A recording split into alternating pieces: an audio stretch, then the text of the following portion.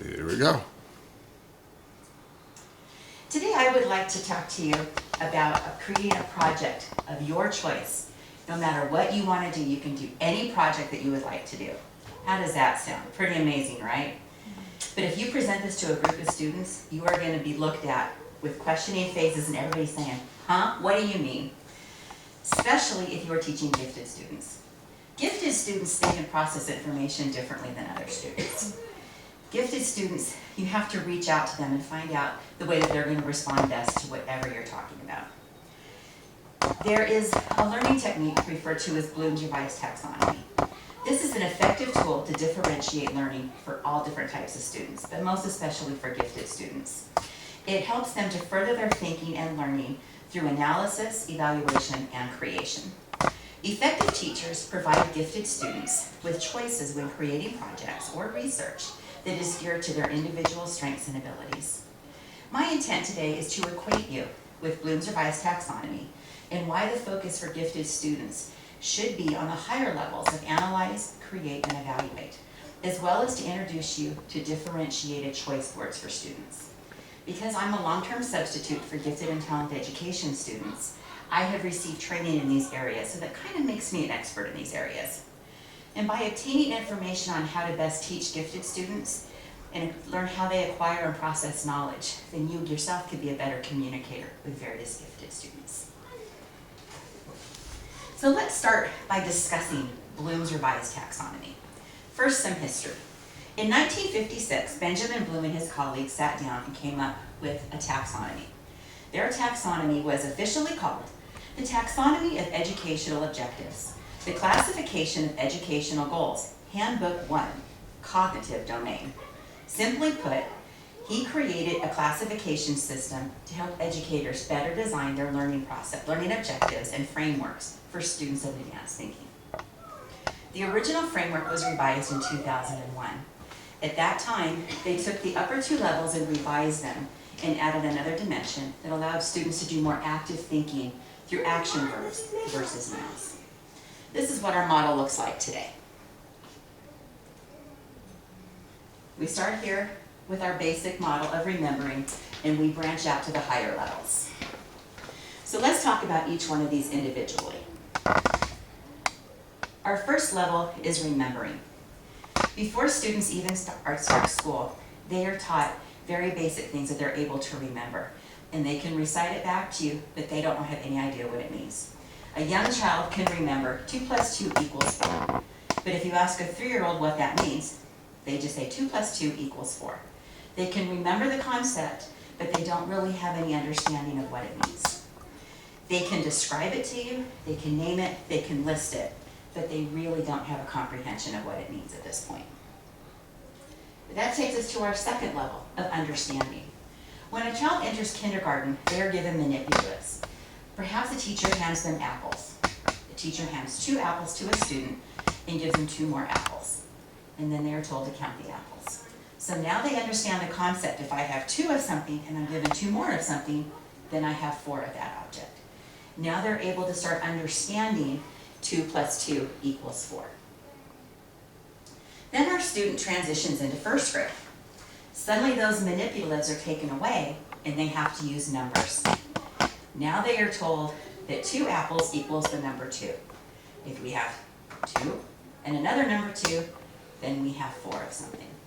So now they are starting to apply that knowledge. When they convert the objects into numbers, there is an application. Instruction like this bores a gifted student to death. They need something else. Just learning how to understand that 2 plus 2 equals 4 isn't enough. We need to get to some higher level thinking skills so that they are more fully engaged. This doesn't mean that we make them a classroom helper for the day or we give them some extra worksheets. We need to find ways to better get their brains working to help them think so they are more fully engaged in class. That leads us to our next point, which is analyzing. When kids come back from school, every teacher in every school will have students write the famous essay, what I did this summer. But a gifted student isn't going to just want to write what I did this summer because she has written it every year her entire life. She needs something different. So for the gifted student, we will have them start to analyze what they did that summer. Start breaking it down into categories. So maybe if they went to the beach and they went to Rainforest Cafe and they visited their grandparents, they can start taking these items and categorizing them, breaking it down into what trips they took, what activities they did, what restaurants they went to. Start getting into those higher levels by classifying information and analyzing it to understand where it's coming from. The next area after that is evaluating. These students need to start to understand it's not just a matter of classifying it, but we need to understand why we're classifying the information the way that we do. They can start to ask questions to understand what they're doing. They need to check for clarity. Maybe choose some of the information that they want to provide more of a focus on, and then start thinking about how can I present this information back to my teacher. The last area for gifted students is their favorite. Gifted students love to create. In my classroom, we talk a lot about using the left side of our brain and the right side of our brain. The left side of your brain is where your organization comes, making your lists, doing all of those other skills as part of Bloom's. The right side of your brain focuses on creation. This is where we're painting, we're drawing, the music, the colors, all of that. When we are doing the creation, GATE students are most happy because they're using both sides of their brain to the fullest potential. At this point, you will have students that are making a collage, they're making a storyboard, maybe they're going to do a PowerPoint presentation, but they're taking all of that information they've done in the other levels, and now they're applying them here by actually creating something. But again, while this is a great idea in theory, go back to my opening statement. If you could create anything you want, what would you do? There's a gentleman by the name of Richard Cash who is a leading expert in the field of differentiated instruction for students. He wrote a book entitled Advancing Differentiation, Thinking and Learning for the 21st Century. In this book, he provides suggestions and examples for educators to help gifted students better learn to the best of their abilities. These suggestions include using key concepts to help reinforce information and make connections. Now let's put this into action. Ian Bird is the founder of birdseed.com, as well as another website called birdseed.tv. He is a gifted student, a former gifted teacher, and now he is a public speaker that teaches teachers such as myself how to best teach gifted children. He uses Dr. Cash's ideas and puts them into action, actively using Bloom's taxonomy himself. One of his activities, taking the What Did You Do for a Summer Vacation, entailed taking everything the students did and taking the song Help by the Beatles. The students had to come up with a one-syllable, one-word description of what they did during the summer. So we titled Trips. Then they had to take the chorus and the verse, follow the same rhyme and meter, and describe what they did this summer. So here we have trips, we went places, trips. Not just two places, trips. You know, we went places, trips. The students could then use the rest of their vacation to fill out the verse, following that same rhyme and meter. This is an activity that gifted students love because it's challenging, they have to follow a pattern, but it allows them to be creative and think outside of the box. Typical students in a classroom would not do well with this type of activity, but as a gifted student, it's not just writing an essay. It's forcing them to step out of their comfort zone and think a little bit differently and follow a different kind of pattern. While keeping constraints in mind, because we do have to set constraints for gifted students, we can also come up with choice boards. Choice boards follow along after a teacher has done instruction and they want to have extension activities. In this example of a choice board, it is a tic-tac-toe board. The students then get to choose 3 activities to do, making a tic-tac-toe pattern. The teacher has set constraints because you have to base it upon the unit that we've just done, in this example, fairy tales. But the students can then draw or paint a picture. They could write a letter to a friend from taking a lesson learned in a fairy tale and apply it to their own life. or even making a Venn diagram and comparing and contrasting themselves to a fairy tale character.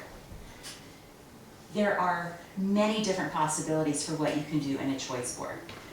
Choice boards always include a written report that students can do so they can do research and write. There's always some sort of an artistic element so that students can draw upon their artistic abilities.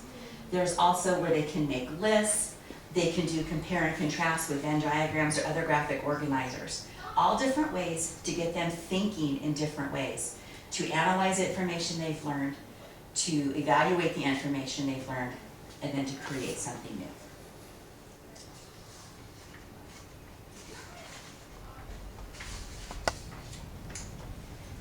Now, I've shared with you the definition of Bloom's Revised Taxonomy, as well as some examples of different active learning styles for each level.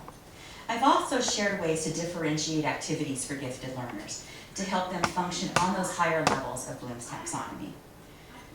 Gifted students are free to analyze, evaluate, and create based upon the differentiated activities that we've talked about and being able to learn to their highest potential.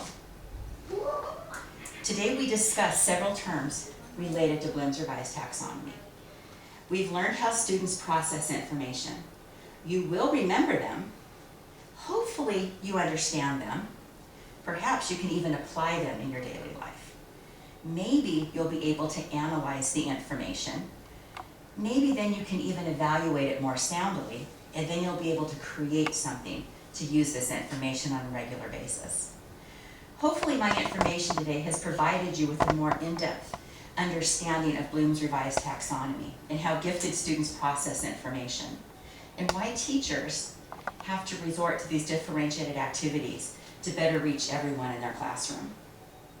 A classroom always has many different types of learners, and an effective teacher must determine the learning style of each and every student in their classroom. You can't gauge your instruction to everybody on the same level. An effective teacher has to feel out how everyone learns and try to apply Bloom's Taxonomy to every learner to make sure that everyone is gaining from the instruction and the activities. Not every student learns and processes information in the same way, but that effective teacher will find a way to help a student learn in a way that works best for him. This is truly one of the benefits of using Bloom's Revised Taxonomy in the classroom, because it does work for each and every student and help them work to the best of their ability. Thank you.